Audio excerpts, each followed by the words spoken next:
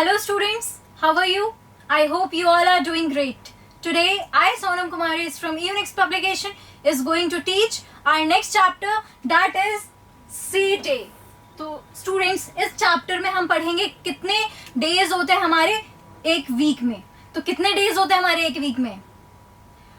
आज कौन सा दिन है पता करके बताइएगा, ठीक है? तो हमारे वीक में कितने डेज होते हैं? 7 डेज होते हैं. कितने होते हैं? 7 डेज.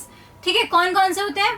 पहला Sunday, Monday, Tuesday, Wednesday, Thursday, then Friday, Saturday, है ना? कितने होते हैं? 7. कहीं कहीं पे हम मंडे से भी स्टार्ट करते हैं, संडे से भी स्टार्ट करते हैं, तो दोनों करेक्ट है. ठीक है, तो देखते हैं हम यहाँ पे क्या दिया हुआ है.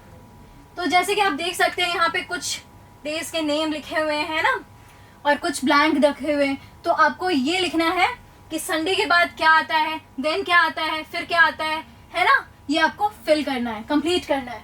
ठीक है, तो यहाँ पे हम लिखते हैं. तो सबसे पहले क्या दिया हुआ है? संडे. तो संडे के बाद क्या आता है? मंडे आता है. यस, यहाँ पे हम लिख देंगे मंडे. आप क्लू बॉक्स की हेल्प ले सकते हैं. ठीक है, मंडे. देन मंडे के बाद क्या आता है? ट्यूसडे. यहाँ पे हम ट्यूसडे लिख देंगे. ठीक है स्टूडेंट्स, आपको स्पेलिंग्स का बहुत ध्यान रखना है and you have to learn it. Then Tuesday के बाद क्या आता है? वेडनेसडे. यस, यहाँ पे हम वेडनेसडे लिख देंगे. ठीक है, फिर थर्सडे तो लिखा हुआ है ना? वेडनेसडे के बाद आता है थर्सडे. देन थर्सडे के बाद क्या आता है? फ्राइडे. ठीक है, यहाँ पे हम फ्राइडे लिख देंगे. देन फ्राइडे के बाद सैटरडे आता है. तो बच्चों यहाँ पे कितने डेज हुए? एक वीक में कितने डेज होते हैं? 7 डेज होते हैं. Sunday, Monday, Tuesday, Wednesday, Thursday, Friday and Saturday. तो स्टूडेंट्स अब देखते हैं हमारे फैक्चुअल में क्या दिया हुआ. What you think of as a day, how long it takes the earth to rotate, isn't it 24 hours?